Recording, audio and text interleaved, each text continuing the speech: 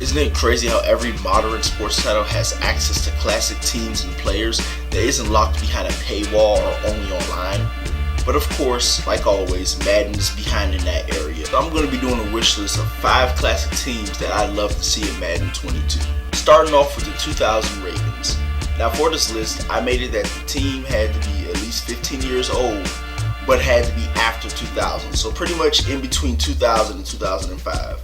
I'm going to do a part 2 with teams from before 2000.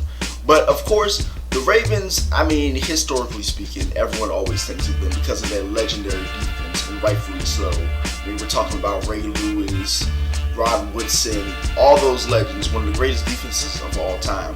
But actually, what I had seen, and I think a lot of people seem to forget, is they actually had good pieces on the offense besides the quarterback.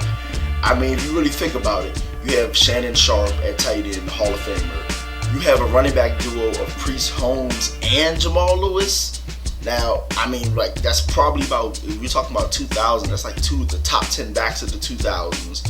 Then you have Rocket Ismail on the outside. So, I mean, like, this supporting cast, I would argue, offensively is better than the current Ravens supporting cast. I mean, imagine if Lamar could get just Shannon Sharpe, man. Imagine Lamar with someone like Shannon Sharpe. Or he has 2 like all-pro caliber running backs. Granted, Priest wasn't Priest yet, but still, the talent was there. And you see, this is the fun and replay value you get out of having classic teams on a game. You get to mix and match past and present. So I would love to do a dynasty with Lamar at quarterback of the 2000 Ravens and see how many Super Bowls I can get. Or hey, even add Shannon Sharpe or Priest Holmes on the modern day Ravens. Now, this team's a pretty obvious answer. The 2000 Rams. I mean, you can go with the 2000 Rams, you can go with the 01 Rams. The talent's all there.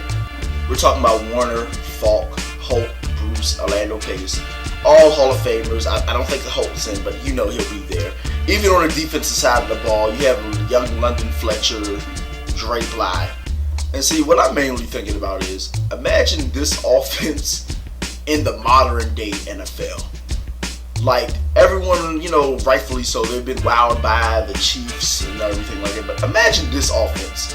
Come on now. They have Marshall Faulk to go along with the 2 Hall of Fame wide receivers. I mean, hey, I think if you put Marshall Faulk in today's NFL, he's probably the best running back by far. You put Bruce and Holt, they're in the top 10 receivers. Warner, at this time, you could probably say he's a top 10 quarterback. And let's think about all the possibilities you have with this. What if we went ahead and put Marshall Faulk on today's Rams? How much better would he make them? Better yet, what if we gave the 2000 Rams the modern Rams defense? So think about this team, but you have Aaron Donald and Jalen Ramsey on the defensive end.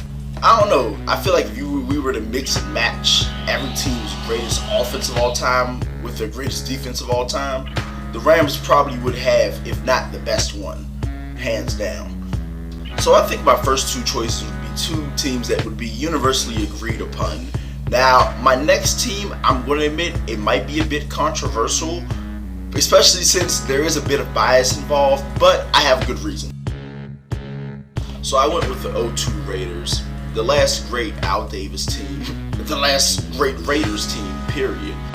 But look here, we're talking about MVP Rich Gannon, who apparently on Ultimate Team, what I've seen in the videos, he seems to be a very popular choice, along with Jerry Rice and Tim Brown, 2 top 10, if not top 5 receivers of all time. Then on the defense, you have recently Hall of Fame Charles Woodson and Rod Woodson. Speaking of the defense, if I had it my way, I would just implant this whole 2002 Raiders defense onto the current Raiders. Like, everyone can be replaced on that defense.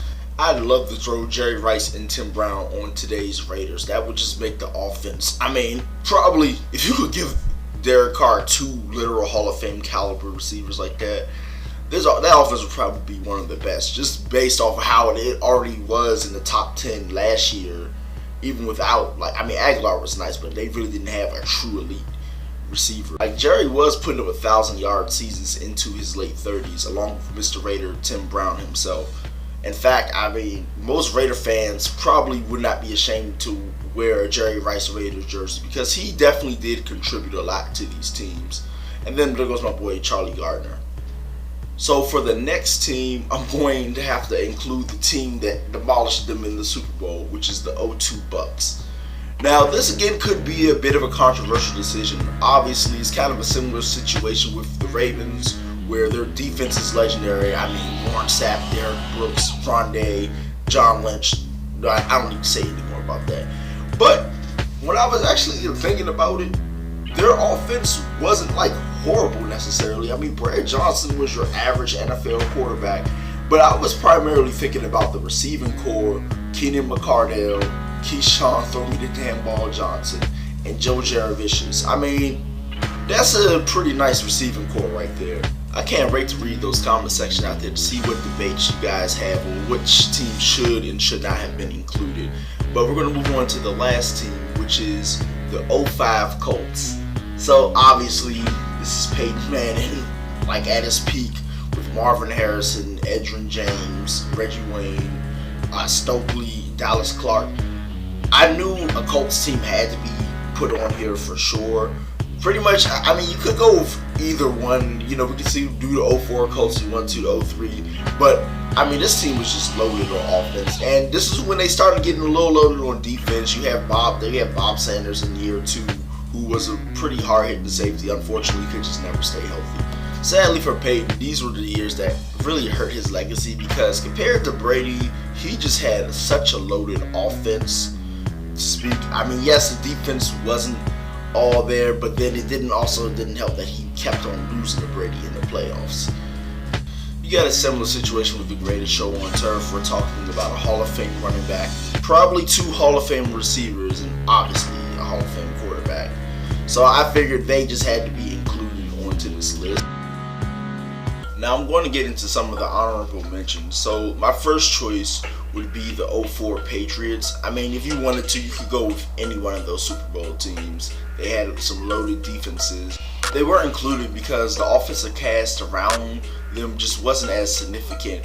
And you already have Brady playing at a high level in modern day. And when I'm talking about classic teams, I really want to include players who haven't been in the league for a while or haven't been on Madden for almost 20 years at this point. My second honorable mention would be the 0-4 Eagles with McNabb and Owens, Westbrook as well. They definitely you could definitely make a strong argument for them to be on the list. They also had a great defense with Brian Dawkins. The 2000 Vikings were also a strong consideration. I believe the only reason why I really left them off is because when I do my part 2, when we're getting back into the 90s or whatnot, the 98 Vikings will definitely be on there.